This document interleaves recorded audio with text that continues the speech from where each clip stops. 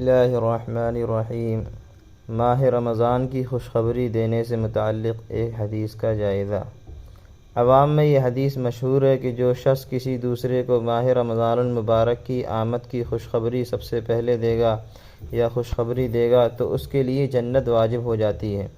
اسی بنیاد پر بہت سے لوگ تحقیق کیے بغیر یہ حدیث بھی عام کرتے رہتے ہیں اور دوسروں کو خوشخبری اور مبارکباد بھی دے رہے ہوتے ہیں۔ تبصرہ: یہ حدیث ہرگز نہیں بلکہ یہ ایک من گھڑت اور بے بنیاد بات ہے، اس لیے اس کو حدیث سمجھنا، اس کو بیان کرنا اور آگے پھیلانا ہرگز جائز نہیں، بلکہ یہ حضور اقدس صلی اللہ علیہ وسلم پر جھوٹ باندھنے کے زمرے میں آتا ہے جس پر سخت وعید وارد ہوئی ہے۔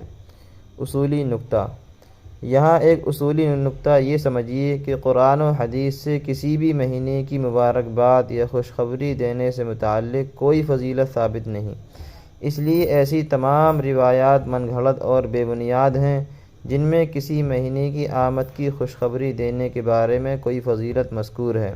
اس سے بخوبی معلوم ہو جاتا ہے کہ ماہ رمضان المبارک یا کسی بھی مہینے کی آمد کے بارے میں خوشخبری دینے کی فضیلت سے متعلق جو روایات بیان کی جاتی ہیں وہ سب من گھڑت ہیں، اس لیے انہیں آگے پھیلانا جائز نہیں۔